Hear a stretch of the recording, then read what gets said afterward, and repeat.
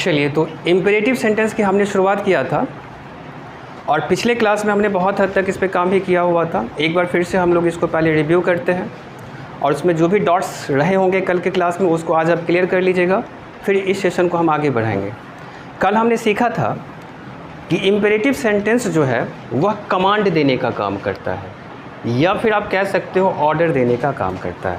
ठीक है, मैंने डेफिनेशन नहीं लिखाया है और डेफिनेशन को आपको खुद से क्रिएट कर लेना है। तो सबसे पहली बात हमने क्या सीखा था कि इम्पेरेटिव सेंटेंस जो है वह ऑर्डर देने का काम करता है, या फिर ऑर्डर के अलावा आप कौन सा वर्ड यहाँ पे पिक कर सकते हैं? कमांड यूज़ कर सकते हैं, या फिर क्या यूज़ कर सकते हैं? इंस्ट्रक्शन। इंस्ट्रक्शन किस सेंस में? मैंने आपको कहा फॉलो द ट्रैफिक रूल्स, यातायात के नियमों का पालन करें। फॉलो द ट्रैफिक रूल्स, आप ट्रैफिक रूल्स को फॉलो नहीं कर रहे थे, आपको इंस्ट्रक्ट किया गया, आपको सजेस्ट किया गया कि आप जो है ट्रैफिक रूल्स को फॉलो करें। तो बताइए ये इंस्ट्रक्शन था कि नहीं था? ये इंस्ट्रक्शन था ना। तो हम ऑर्डर को क्या कह सकते हैं? इंस्ट्रक्शन भी कह सकते हैं। अब देखिए, दूसरी बात हमने सीखा था कि जब भी हमें किसी से रिक्वेस्ट करनी होगी तो भी हम लोग इम्पेरेटिव सेंटेंस को ला सकते हैं। पहली बात क्या? ऑर्डर देने में, बी लिटिल ऑर्डर, पहली बात, या फिर दूसरी बात। और तीसरी बात हमने सीखा था कि जब भी आपको किसी से एडवाइस करना हो, जब भी आपको किसी को एडवाइस करना हो या फिर जब भी आपको किसी को सजेशन देना हो तो भी आप इम्पेरेटिव सेंटेंस का इस्तेमाल कर सकते हैं। और सबसे महत्वपूर्ण बात हमने सीखा था कि इम्पेरेटिव सेंटेंस में सब्जेक्ट होता है कि नहीं। जैसे कि बहुत सारे बुक ये भी लिखते हैं कि इम्पेरेटिव सेंटेंस में सब्जेक्ट होता ही नहीं है। हाँ, बहुत सारे बुक ये बात भी लिखते हैं कि इम्पेरेटिव सेंटेंस में सब्जेक्ट होता है, ये बात भी लिखते हैं। तो आखिर सही क्या है? तो इसके लिए हमने कुछ बातों पे कल डिस्कशन किया हुआ था और एक कंक्लूजन निकाला हुआ था कि इम्पेरेटिव सेंटेंस का सब्जेक्ट होता है, लेकिन यह क्या होता है? हिडन रहता है, छिपा रहता है।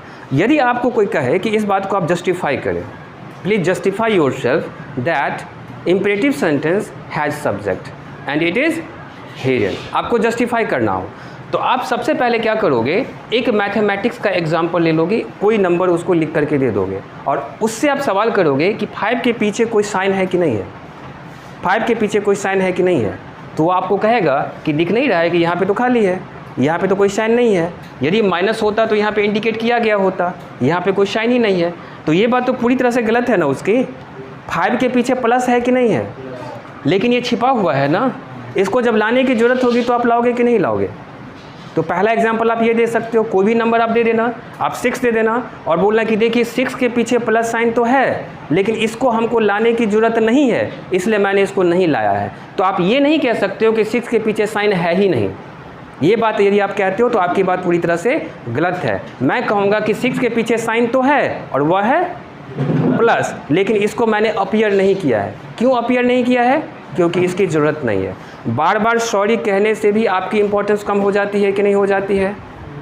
हो जाती है ना। इसलिए मैंने आपको कहा था कि जैसे कि एक वर्ड है अपोलोजाइज, तो अपोलोजाइज में सॉरी आ चुका है कि आना बाकी है? तो इसमें सॉरी ऑलरेडी आ चुका है, तो फिर आप सॉरी आई अपोलोजाइज क्यों बोल रहे हो? मे बी आपकी गलती उतनी बड़ी नहीं थी और आप बार बार सॉरी आई अपोलोजाइज, आप बिना मतलब का फॉर्मल का लेवल बढ़ाते जा रहे हो, फीलिंग ऑफ रिग्रेट की इंटेंसिटी बढ़ाते जा रहे हो और ज़रूरत नहीं है। तो सामने वाला सर पे चढ़ के नाचेगा कि नहीं नाचेगा? हाँ, जब लगे कि फीलिंग ऑफ रिग्रेट की इंटेंसिटी बढ़ाना बहुत ही ज़रूरी है। As for example in interview, consider you are in an interview place, आप इंटरव्यू जगह पे हो, तो वहाँ पे फीलिंग ऑफ रिग्रेट की इंटेंसिटी को बढ़ाने से कोई नुकसान है क्या? वहाँ पे तो आप जितना ज़्यादा फॉर्मल रहिएगा उतना बेहतर रहेगा। तो यहाँ पे देखिए सॉरी है कि नहीं है, लेकिन छिपा हुआ है ना, ये दिख रहा है। तो आपका ये कहना कि अपोलोजाइज में सॉरी है ही नहीं, ये बात तो पूरी तरह से गलत है कि नहीं है? तो पहला एग्जाम्पल आप ये दे सकते हो, इस तरह से भी समझा सकते हो। या फिर आप कहोगे कि देखिए यहाँ पे 2 व्यक्ति हैं जो आपस में बात कर रहे हैं और इसने इससे कहा गो, क्या कहा? गो, और ये समझ गया कि ये मुझे क्या कह रहे हैं और मुझे करना क्या है। यानी कमांड कौन सा दिया जा रहा है और कमांड को कैसे फुलफिल करना है, ये दोनों बात यहाँ पे क्लियर है कि नहीं है? एक बात बताइए, यहाँ पे यू को लाना ज़रूरी है क्या? यदि ये गो कहता है और ये बात पूरी तरह से समझ गया कि मुझे कौन सा कमांड को इनपुट करना है, रिजल्ट क्या देना है, आउटपुट क्या देना है, तो फिर यहाँ पे यू बोलने की ज़रूरत है क्या? तो सिंपली गो कहने से काम मेरा चल रहा है ना। अब बताइए, गो के पीछे कुछ है क्या? गो के पीछे कुछ है क्या? यहाँ दिख नहीं रहा है, लेकिन बेसिकली है कि नहीं है? और वह चीज़ कौन सी है? उसको लाने की ज़रूरत अभी है क्या?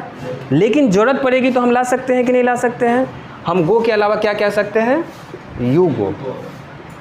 तो सबसे पहली बात, ज़रूरत नहीं थी, यानी जो हियरर है, जो लिसनर है, वह आपकी बात को समझ पा रहा है, आपकी बात को अच्छे से कंसीडर कर रहा है कि मुझे क्या करना है, मुझे किस कमांड पे क्या काम करना है, मुझे कौन से फर्दर स्टेप लेने हैं, तो फिर आप यू का इस्तेमाल नहीं करेंगे। यदि जो लिसनर है उसमें कोई कन्फ्यूज़न रहे, वह बात को नहीं समझ पाए कि किसको कहा गया है, मे बी वहाँ पे 2-4 लड़के हैं, 2-4 बच्चे हैं, और किसको कमांड देना है, किसको इनपुट अप्लाई करना है, वो बात वहाँ पे क्लियर नहीं हो पा रही है, तो फिर आप क्या करोगे? यू को लाओगे। लेकिन मैंने यू को भी लाया, फिर भी कन्फ्यूज़न रह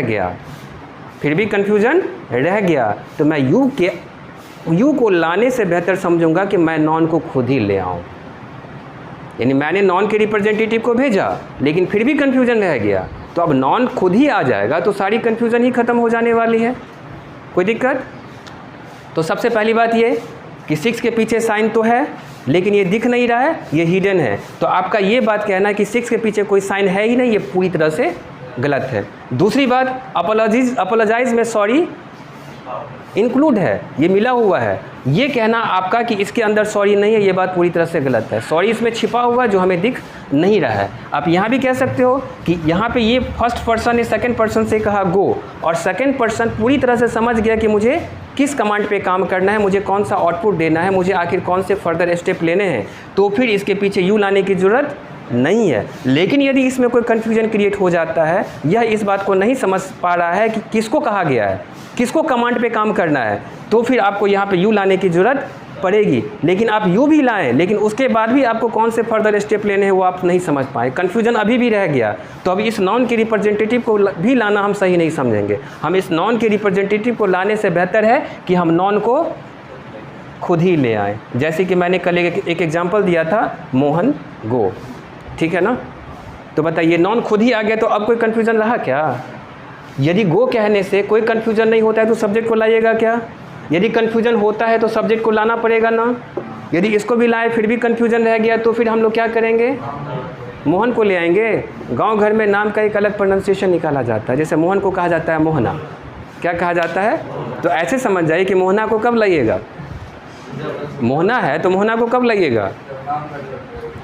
जब पहला काम भी फेल हो जाए। हमने गो कहा, कमांड कौन अप्लाई करना है नहीं समझ में आ रहा है, नहीं समझ में आ रहा है, तो यू को लाइए। सीधा ये मोहना को उठा के मत लाइए, ये मोहना को लाइएगा सबसे बाद में। कब? जब लाख स्टेप्स लेने के बाद भी आपका कन्फ्यूज़न ख़त्म नहीं हो पा रहा है। Is it clear? तो चलिए रिव्यू कीजिएगा। इम्पेरेटिव सेंटेंस का सबसे पहला यूज कहाँ पे, दूसरा यूज कहाँ पे, तीसरा यूज कहाँ पे, उसके बाद बताइएगा। इम्पेरेटिव सेंटेंस का सब्जेक्ट होता है क्या? बिल्कुल होता है। और उस सब्जेक्ट का नाम क्या है? लेकिन वह जरूरत पड़ने पे उसको लाया जा सकता है कि नहीं लाया जा सकता है? मैंने यू को लाया, मैंने यू को लाया, मोटिव क्या था, क्यों लाया गया? क्योंकि कन्फ्यूज़न वहाँ पे था, और in order to avoid confusions हमने क्या किया? यू को लाया। मैंने यू को भी लाया, लेकिन उसके बाद भी कन्फ्यूज़न वहाँ पे ख़त्म नहीं हुआ, कन्फ्यूज़न क्लियर नहीं हुआ, तो फिर हम क्या करेंगे? यू जो कि एक नॉन का रिप्रेजेंटेटिव है उसको स्किप करेंगे, और नॉन को बोलेंगे, मोहना को बोलेंगे तू खुद चल और कन्फ्यूज़न को जड़ से ख़त्म कर। और जब मोहना खुद से आ जाएगा तो अब किसी चीज़ की ज़रूरत नहीं रहेगी। कोई दिक्कत है? उसके बाद हमने सीखा था कि यदि इम्पेरेटिव सेंटेंस में नॉन खुद ही आ जाए, यानी कि मोहना खुद ही आ जाए, तो मोहना 2 जगह पे रह सकता है, सेंटेंस के या फिर सेंटेंस के। हम लोग बोल सकते हैं मोहन जाओ, या फिर हम लोग बोलेंगे जाओ Mohan. Mohan, take a pause, थोड़ा सा रुकना है, मोहन जाओ, या फिर जाओ मोहन। जाओ मोहन ऐसे नहीं, थोड़ा सा पॉज लेकर के, जाओ मोहन, या फिर मोहन जाओ। कोई दिक्कत है? उसके बाद हमने सीखा था कि इम्पेरेटिव सेंटेंस जो है वह पीरियड पे लास्ट हो सकता है। इम्पेरेटिव सेंटेंस का फाइनल साइन क्या होगा? पीरियड। पीरियड हम किसको कहते हैं? इस डॉट को, जिसका दूसरा नाम फुल स्टॉप भी है, या फिर साइन ऑफ एक्सक्लामेशन या एक्सक्लामेशन मार्क पे भी तो ख़त्म हो सकता है। पहली बात हमने सीखा यहाँ पे कि जो इम्पेरेटिव सेंटेंस होता है वो लास्ट होता है पीरियड पे, या फिर फुल स्टॉप पे, या फिर एक्सक्लामेशन मार्क पे। और इसके साथ ही हमने सीखा था कि इम्पेरेटिव सेंटेंस पॉजिटिव भी हो सकता है और नेगेटिव भी हो सकता है। इम्पेरेटिव सेंटेंस पॉजिटिव भी हो सकता है और नेगेटिव भी हो सकता है। और साथ में इम्पेरेटिव सेंटेंस जो होगा वह प्रेजेंट टाइम को भी रेफ़र कर सकता है और फ्यूचर टाइम को भी रेफ़र कर सकता है, वो पास्ट टाइम को रेफ़र नहीं करेगा। कोई दिक्कत है यहाँ तक? क्या पूरा रटा गया? काफ़ी इंपॉर्टेंट है, इसमें लापरवाही मत बरतिएगा। थोड़ी सी भी लापरवाही बरतेंगे तो इंग्लिश स्पोकन ख़त्म हो जाएगा।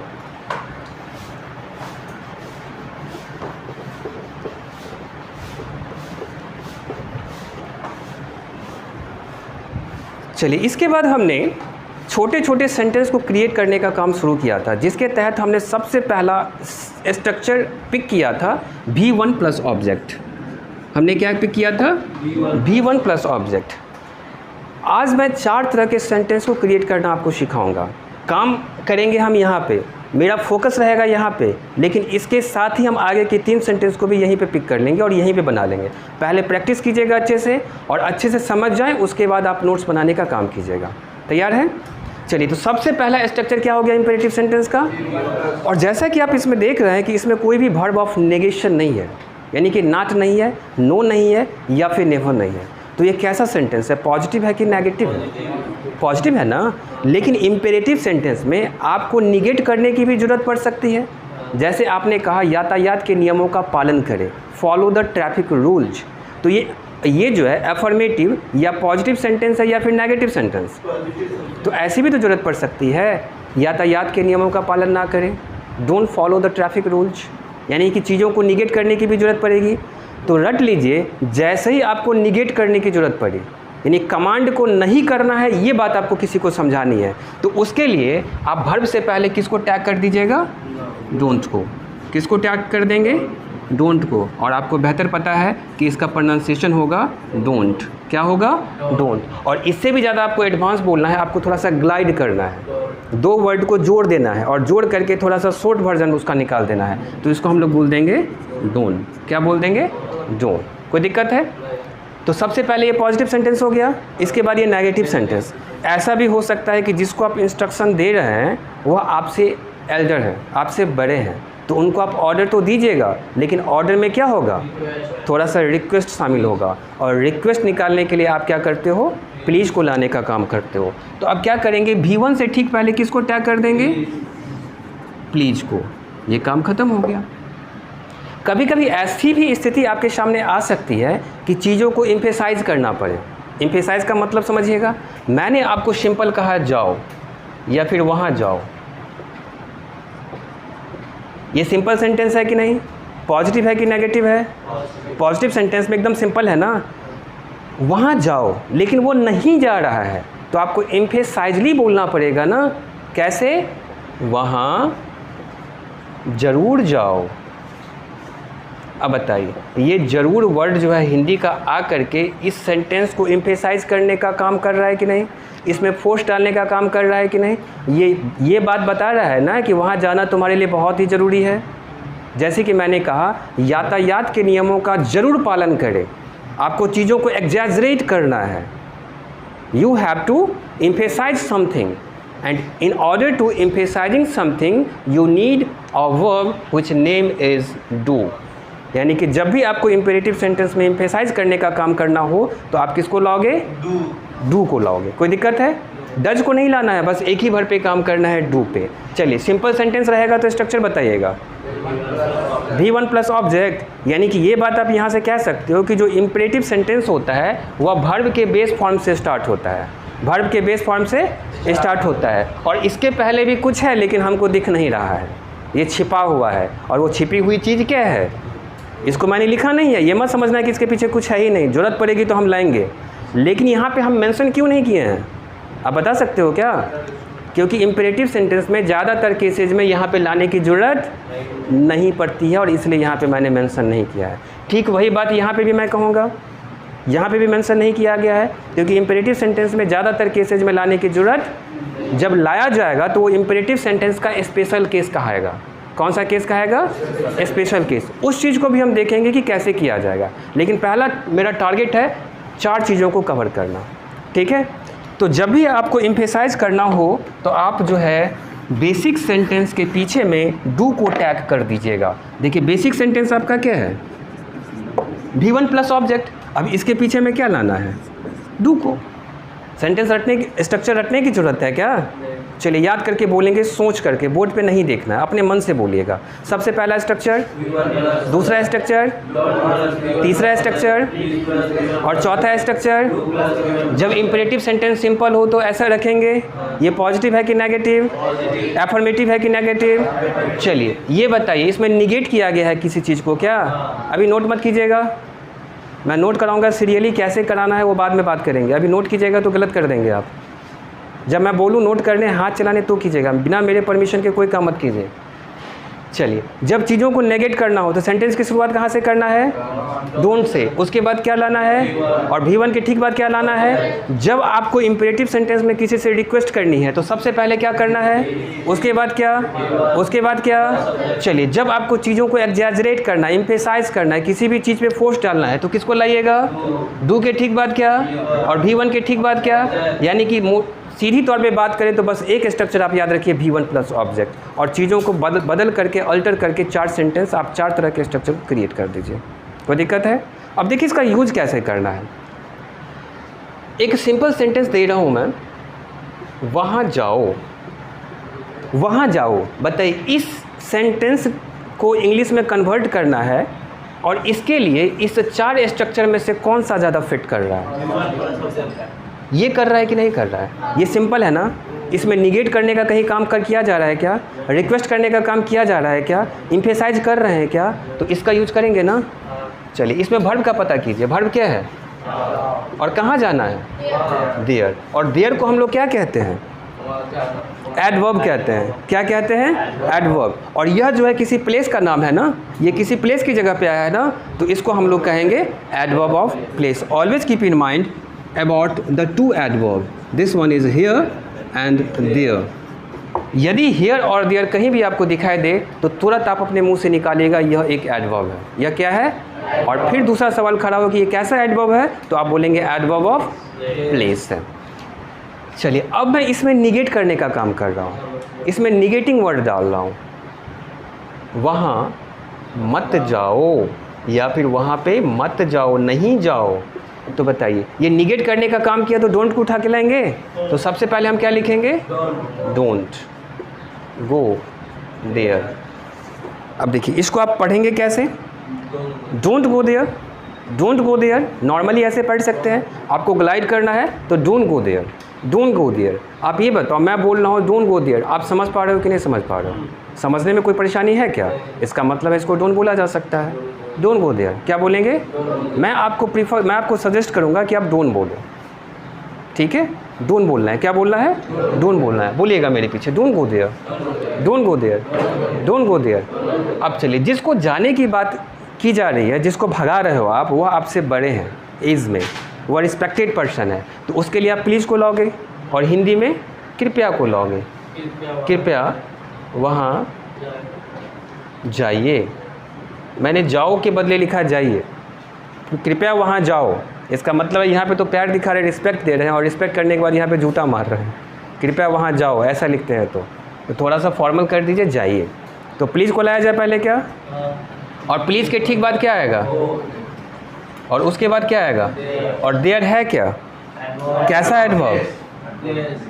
चलिए, अब हमको इसको एम्फेसाइज करना है। वो नहीं जा रहा है तो मुझे उसे समझानी है कि उसका वहाँ पे जाना बहुत ज़रूरी है, यानी कि मुझे एम्फेसाइज करना पड़ेगा, मुझे जोर डालना पड़ेगा। किस पे जोर डालना पड़ेगा? वर्ब पे। किस पे जोर डालना पड़ेगा? वर्ब पे। वर्ब ही ना एक्शन को रिप्रेजेंट करता है, तो एक्शन पे आप जोर डाल दीजिए। और एक्शन पे जोर डालने के लिए आपको क्या करना पड़ेगा? जो एक्शन वर्ड है उसके ठीक पहले जोर डालने वाला कोई वर्ड, एम्फेसाइजिंग वर्ड आपको पुट करना पड़ेगा। जैसे कि हिंदी में आपको कहे वहाँ ज़रूर जाओ। देखिए ज़रूर, और ज़रूर के लिए आप क्या लाओगे? डू को लाओगे। और ये ज़रूर जो है किस पे फोर्स डाल रहा है, जाने पे ना, जाने के लिए नहीं एम्फेसाइज किया जा रहा है ज़रूर को, ज़रूर जाओ, यानी इस पे फोर्स कर रहा है कि नहीं ज़रूर। तो डू के तुरंत बाद हम क्या ले आएंगे, देखिए जिस चीज़ पे फोर्स डालना है, गो पे फोर्स डालना है, तो गो से ठीक पहले ही आपको लाना होगा एम्फेसाइजिंग वर्ड को। गो के बाद ले जाइएगा तो उस पर जोर नहीं पड़ेगा। इसको आप ऐसे समझ सकते हैं, मान लीजिए कि इस ऑब्जेक्ट पे आपको जोर डालना है, धक्का मार करके इसको आगे खिसकाना है, तो धक्का इधर से मारिएगा तब ना जाएगा। यहाँ पे खड़ा हो जाइएगा आप और इधर से धक्का मारिएगा ऐसे, तो इस पे प्रेशर पड़ेगा क्या, तो एम्फेसाइज होगा। तो ऐसे ध्यान रखना है कि जिस पे हमको एम्फेसाइज करना है, जिस पे फोर्स डालना है, उसके ठीक पहले जो है हमको एम्फेसाइजिंग वर्ड को डाल देना है। और कहाँ पे जाने की बात की जा रही है, इन्फॉर्मेशन क्या है, वहाँ एडवर्ब ऑफ प्लेस है देयर, तो देयर को टैग कर दीजिए। चलिए, तो अब इसमें देखिए और भी क्या सेंटेंस हम क्रिएट कर सकते हैं। इसमें मुझे रिक्वेस्ट करना है, इस चीज़ में मुझे रिक्वेस्ट करना है इस केस में, तो इसके पीछे प्लीज़ टैग कर दो क्या। चलिए, यहाँ पे मुझे रिक्वेस्ट करनी है नेगेटिव सेंटेंस में, यहाँ पे प्लीज़ को टैग कर दो क्या, प्लीज़ डोंट गो देयर। आपसे कोई बड़े हैं और आप उससे रिक्वेस्ट कर रहे हैं, मना कर रहे हैं कहीं जाने से, तो आप बोल देंगे प्लीज़ डोंट गो देयर। तो इन सब चीज़ों पे मैं काम नहीं कर रहा हूँ, वो बहुत ज़्यादा बढ़ जाएगा, वो मैं आपके स्किल पे छोड़ रहा हूँ और मैं पूरी ताकत लगा रहा हूँ इस 4 तरह के सेंटेंस को क्रिएट करने में। क्या किया जाए, चलिए एक सेंटेंस दे रहा हूँ मैं, उसको आप खुद से लिखेंगे। लिखिएगा, यातायात के नियमों का पालन करें।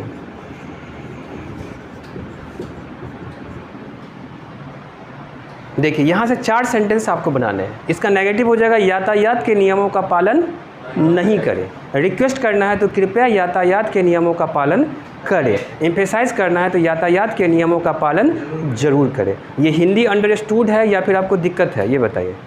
अंडरस्टूड हो जाएगा, नहीं लिखेंगे तो कोई इशू।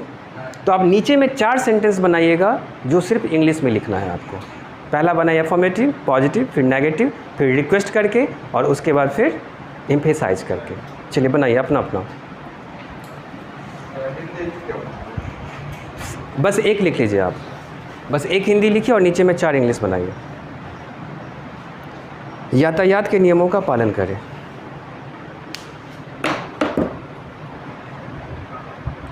चलिए, यातायात के नियमों का पालन करें। सबसे पहले आप ये बताइए कि ये इम्पेरेटिव सेंटेंस आपको लग रहा है कि नहीं लग रहा है? लग रहा है क्या? तो लग रहा है तो किस बेसिस पे लग रहा है आपको? क्या ऑर्डर मिल रहा है, सजेशन या कमांड मिल रहा है, या रिक्वेस्ट की जा रही है, या फिर आपको एडवाइस या सजेशन दिया जा रहा है? यातायात के नियमों का पालन करें, या एक तरह का सजेशन है कि नहीं है? या फिर आपके पापा आपको कह रहे हैं यातायात के नियमों का पालन करो, पालन करो, तो कहने का जो सेंस है वो एक तरह का ऑर्डर है। नहीं, जो चीज़ आपको सजेशन लग रहा है वो अलग मोड में ऑर्डर का भी काम कर सकता है। चलिए, अब सबसे पहले हमको क्या करना है, इसका एक सिंपल सेंटेंस क्रिएट करना है जिसका पैटर्न क्या होता है, V1 प्लस ऑब्जेक्ट। यहाँ पे वर्ब को आपको बेस फॉर्म में लाना है। यातायात के जो नियम होते हैं उसको पालन करना, यानी पालन करना के लिए एक वर्ड होता है ओबे। लेकिन यातायात के नियमों को आप फॉलो करते हो। फॉलो क्यों करते हो इसको भी मैं क्लियर कर रहा हूँ। हाईवे पे जैसे जैसे आप आगे बढ़ोगे वैसे वैसे ढेर सारे बोर्ड आपको मिलेंगे। जैसे कि मान लीजिए आपका हाईवे है तो यहाँ पे एक बोर्ड मिलेगा, यहाँ पे लिखा रहेगा इस तरह से। ये नॉन वर्बल बात है, यानी कि लाइन के जरिए आपको एक लैंग्वेज बता दिया। इसका मतलब क्या हो गया, गो राइट। इसका मतलब क्या हो गया, तो स्पेस कम था इसलिए हमने एरो खींच दिया। तो लैंग्वेज में बात कर रहा है कि नहीं कर रहा है? तो आप सड़क पे जा रहे थे, आप यहाँ पे अभी हो, ठीक है, और ऐसे जा रहे हो, तो इसको फॉलो कर रहे हो कि नहीं कर रहे हो? आप इसके पीछे हो ना, तो इसको आप फॉलो कर रहे हो ना, और इसको देख करके ही ना आप डिसीजन ले रहे हो कि मुझे क्या करना है, मुझे कैसे जाना है। फिर इसके बाद आप गए, यहाँ पे लिखा था speed limit 50 kilometre per hour, ये लिखा था। तो देखिए इसके पीछे आप है ना, अब यहाँ पे आ गए हो तो आप इसको फॉलो कर रहे हो कि नहीं? और इस बोर्ड को देख करके आप अपनी स्पीड को 50 पे फिक्स कर देते हो। हालांकि कोई करता नहीं है क्योंकि ये इंडिया है। करेगा तो पता चला कि वो तो अपनी स्पीड 50 कर लिया लेकिन पीछे वाला अपनी स्पीड 50 नहीं किया, वो था 70 पे। यहाँ पे ट्रैफिक सिग्नल पे रुकना एक क्राइम है, वो मौत का सौदा है। आप फॉलो कर रहे हो ट्रैफिक रूल्स को तो बाहर में करो, यहाँ पे करोगे और सिग्नल पे रुक जाओगे, जैसे लगा रेड सिग्नल है रुक गए तो आप तो रुक गए, आप पिछला नहीं रुका जो आपको उड़ा दिया। ऐसा ही होता है ना, यहाँ पे सिग्नल पे कोई रुकता है क्या? और रुकता भी है तो साइड का जुगाड़ करता है कि साइड में कहीं खाली है तो एकदम कट लगा करके किस तरह से वहाँ से निकालें। सिग्नल का शटर गिरा हुआ है तो नीचे से कैसे मोटरसाइकिल को निकाल दें, साइकिल है तो कैसे उठा करके उसको जंप कर दे। यानी कि यहाँ पे रूल्स को ब्रेक करने का भरपूर कोशिश किया जाता है, तरह तरह के इन्वेंशन यहाँ पे किए जाते हैं, लेकिन हम लोग रूल के हिसाब से काम कर रहे हैं इंग्लिश ग्रामर में। तो बताइए इसको फॉलो किया जा रहा है ना, इसलिए इस पार्टिकुलर सेंटेंस को हम लोग इंग्लिश में कन्वर्ट करने के लिए ऑबे को स्किप करेंगे, हम लोग बोलेंगे फॉलो। कोई दिक्कत है? देखिए पूरा मैं यहाँ पे क्लियर कर रहा हूँ कि ऑबे सूटेबल नहीं है, फॉलो सूटेबल है।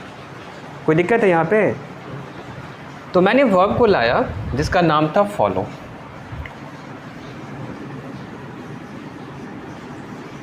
किसको फॉलो करने की बात की जा रही है? ट्रैफिक रूल्स की ना। और वह ट्रैफिक रूल्स डेफिनिट है या इनडेफिनिट है? डेफिनिट है ना।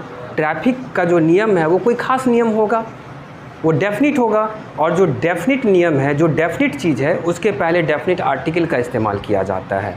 तो इसके बाद हम लाएंगे द। और किसको फॉलो करना है? ट्रैफिक रूल्स को। यहाँ पे ध्यान रखिएगा, इसको लोग रूल्स पढ़ते हैं, रूल्स इस तरह से। रूल्स गलत है, इसको रूल्स पढ़ा जाता है। क्या पढ़ते हैं? रूल्स। चलिए अब इसका नेगेटिव हम तैयार कर रहे हैं। इसका नेगेटिव हो जाएगा यातायात के नियमों का पालन न करें, यानी कि don't follow the traffic rules. और इसको ख़त्म कहाँ पे करेंगे? पीरियड पे या फिर फुल स्टॉप पे। अब इस पे मुझे रिक्वेस्ट करनी है, कोई फॉलो नहीं कर रहा है, बार बार गलती कर रहा है और उसको आप प्यार से रिस्पेक्टफुली समझाना चाहते हो, तो फिर हम प्लीज़ को इसके पीछे टैग कर देंगे। यानी ये मेरा बेसिक सेंटेंस है, इसके पहले हम लोग बस प्लीज़ को टैग कर देंगे और बाकी को सेम रखेंगे। Please follow the traffic rules. अब मुझे फोर्स डालनी है कि नहीं, तुमको यातायात के नियमों का पालन करना ही पड़ेगा, इसे ज़रूर करो। तो फिर हम लोग क्या करेंगे? इसके ठीक पीछे डू को लगा देंगे और बाकी सब चीज़ को सिमिलर रखेंगे। और इस तरह से 4 सेंटेंस आराम से क्रिएट हो जाता है। कोई दिक्कत है? आगे बढ़ा जाए क्या? तो हम लोग क्या करते हैं, ये जो 4 स्ट्रक्चर है उसको अलग अलग पढ़ने से बेहतर है कि चारों स्ट्रक्चर को एक जगह नोट कर देते हैं और कंबाइंड सेंटेंस बनाते हैं। क्या चलेगा क्या? तो 4 सेंटेंस को आप एक जगह ही कॉपी पे नोट कर लीजिए। सबसे पहला लिखिएगा V1 प्लस ऑब्जेक्ट, दूसरा लिखिएगा don't plus V1 plus object, तीसरा लिखिएगा please plus V1 plus object, और चौथा लिखिएगा do plus V1 plus object. और इसको बॉक्स बना के अपने फेयर कॉपी में आप घेर देंगे ताकि ये हाईलाइटेड रहे। नोट कीजिएगा। क्या नोट कर लिए? चल, तो सबको हम लोग एक साथ करें क्या? अब मैं सेंटेंस लूँगा जो कि मिसलेनियस सेंटेंस होगा। कभी मैं नेगेटिव को पिक कर लूँगा, कभी मैं पॉजिटिव को पिक कर लूँगा, कभी मैं एम्फेसाइज कर दूँगा, कभी मैं रिक्वेस्ट कर लूँगा। एक सेंटेंस मैं क्रिएट कर रहा हूँ जो बहुत ही ज़्यादा यूज होता है। केस समझिएगा। मान लीजिए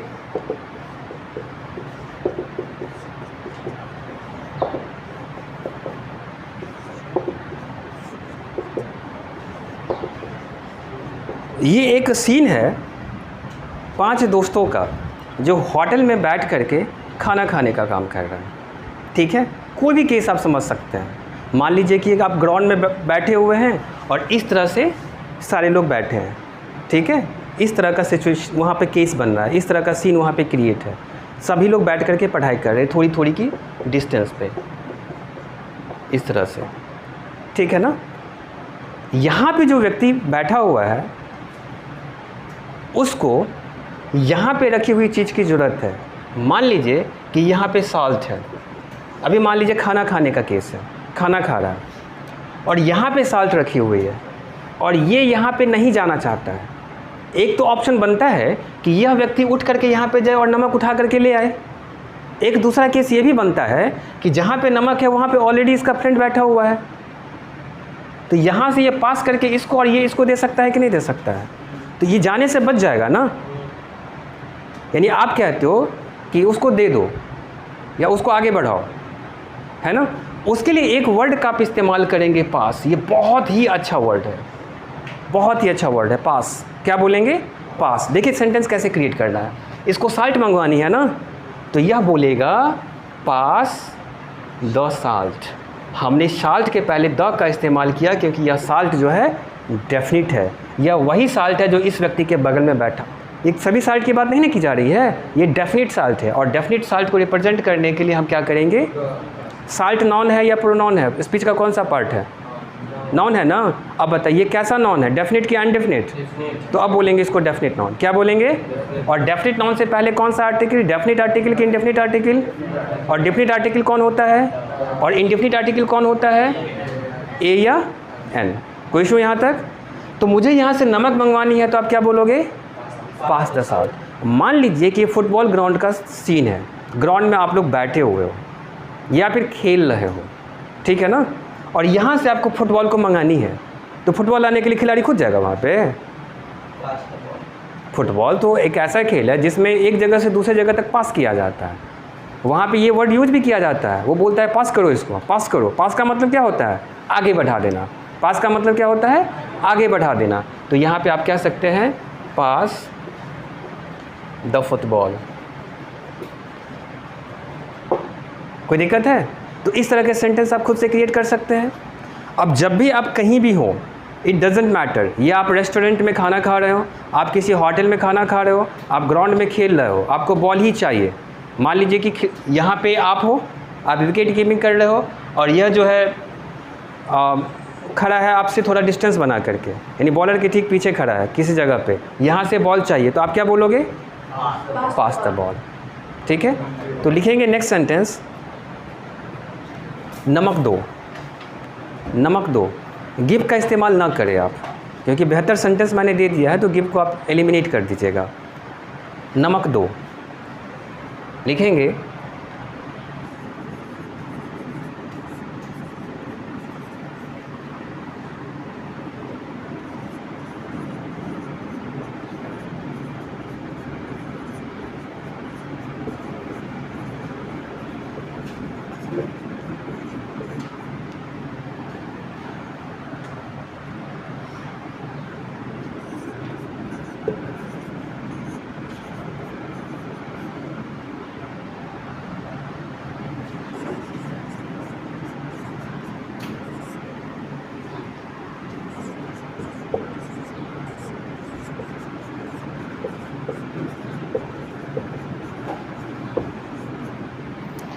चलिए अपना अपना 4 सेंटेंस नोट कीजिएगा और इसके ठीक सामने में इसका इंग्लिश बनाना है। ठीक सामने लिखेंगे इंग्लिश, बस एक ही एक लिखना है। ठीक है, जो मैंने लिखा है उसी को आप कन्वर्ट कीजिए इंग्लिश में। पहला सेंटेंस है नमक दो, दूसरा है फुटबॉल आगे बढ़ाओ, तीसरा है गेंद दो और चौथा है कृपया गेंद आगे बढ़ाओ। यहाँ तक कोई डाउट है? तो अब नेक्स्ट क्लास में इसके आगे की चीज़ हम लोग देखेंगे। और अभी किसी टॉपिक को हम लोग स्टार्ट नहीं करने वाले हैं, इम्पेरेटिव सेंटेंस में ही हम काम करेंगे। और इम्पेरेटिव सेंटेंस में 100 के आसपास से भी ज़्यादा हम लोग सेंटेंस को क्रिएट करेंगे पहले। और प्रैक्टिसिंग इंग्लिश का काफ़ी इंपॉर्टेंट सेशन है ये। इसके ज़रिए हम लोग छोटे छोटे प्रैक्टिस डायलॉग्स को क्रिएट करेंगे। रटेंगे बिल्कुल नहीं, उसको क्रिएट कैसे किया जाएगा उसके बेसिक रूल्स को समझेंगे। हालाँकि इस तरह के सेंटेंस को टीचर रटाते ही हैं, एक ही विकल्प उनके पास है, रटाना। लेकिन मेरी कोशिश है कि छोटे छोटे एग्जाम्पल दे करके उसको किसी तरह से क्रिएट कर देने का। जैसे कि मैंने 4-5 लड़कियां भी बनाए थे, वो बेहतर तरीके से वहाँ पे समझ में आ रही है चीज़ों को कैसे एक्जेजरेट करना है, कैसे वहाँ पे क्रिएट करना है। तो सेंटेंस क्रिएशन का हम लोग काम करेंगे पहले। और सेंटेंस क्रिएशन में हम लोग इम्पेरेटिव सेंटेंस पे पहले कमांड करेंगे। और जब इम्पेरेटिव सेंटेंस में लगभग 100 से 200 वर्ड्स तक हम लोग क्रिएट कर लेंगे, उसके बाद छोटे छोटे प्रैक्टिस डायलॉग्स देखेंगे जो कि इम्पेरेटिव सेंटेंस से अलग होगा। ठीक है, तो हम लोग कल के क्लास में मिलते हैं।